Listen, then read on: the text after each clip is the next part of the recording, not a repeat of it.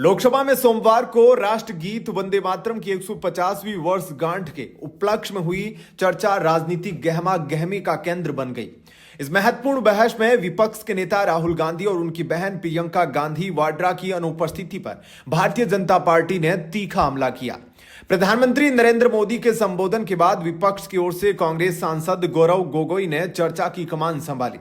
राहुल गांधी की गैर मौजूदगी को लेकर बीजेपी के नेता CR केसवन ने कड़ी आलोचना भी की। उन्होंने सोशल मीडिया पर लिखा, जब प्रधानमंत्री नरेंद्र मोदी ने संसद में वंदे मातरम और स्वतंत्रता सेनानियों को श्रद्धांजलि दी, तब विपक्ष के नेता राहुल गांधी नजर नहीं आए।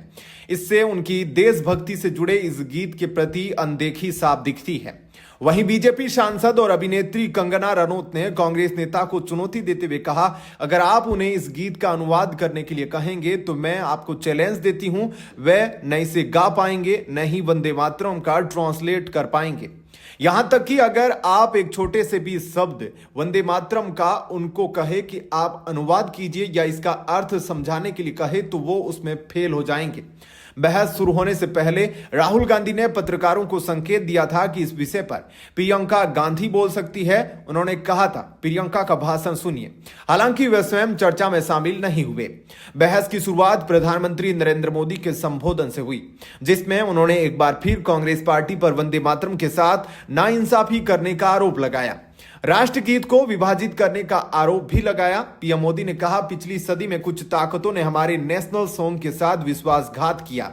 यह हमारा कर्तव्य है कि हम आने वाली पीढ़ियों को सच बताएं कि ऐसा किसने किया। उन्होंने आरोप लगाया कि कांग्रेस ने 1937 में फैजाबाद में हुए अपने सेशन में वंदे मातरम के कुछ जरूरी छंद हटा दिए थे, जिससे बंटवारे के बीज बोए गए और राष्ट्रीय गीत को विभाजित कर दिया गया। नेहरू और जिन्ना का जिक्र भी सामने आया है। प्रधानमंत्री ने 1937 के घटनाक्रम को याद करते हुए कहा कि मोहम्मद अली जिन्ना की अगुवाई में मुस्लिम लीग ने वंदे मातरम के खिलाफ अभियान चलाया था, लेकिन कांग्रेस और जवाहरलाल नेहरू ने इस विरोध का मुकाबला करने के बजाय खुद ही इसकी जांच शुरू कर दी। उन्होंने बताया कि नेहरू ने जिन्ना के विरोध के बाद सुभाष चंद्र बोस को पत्र लिखा था, जिसमें उन्होंने कहा था कि वंदे मातरम की पृष्ठभूमि से कुछ मुसलमान नाराज हो सकते हैं, इसलिए वे इस गीत के इस्तेमाल की जांच करवाएंगे। आपातकाल का संदर्भ भी प्रधानमंत्री मोदी ने दिया और कांग्रेस पर आरोप लगाया कि राष्ट्रगीत के 100 साल पूरे होने के समय देश का संविधान दम तोड़ रहा था और लोकतंत्र दबा दिया गया था। सदन में यह चर्चा वंदे मातरम की 150वीं वर्षगांठ का हिस्सा है। इस पहल का उद्देश्य एक ऐसा मजबूत अभियान शुरू करना है जिससे लोग फिर से इस गीत की असली क्रांतिकारी भावना से जुड़ सके। यह बहस ऐसे समय में हो रही है जब करीब 1 महीने पहले इस मुद्दे को लेकर राजनीतिक विवाद खड़ा हो गया था। क्या आप इस विषय से संबंधित कोई और जानकारी या विश्लेषण जानना चाहेंगे? कमेंट सेक्शन में अपनी राय जरूर दीजिएगा।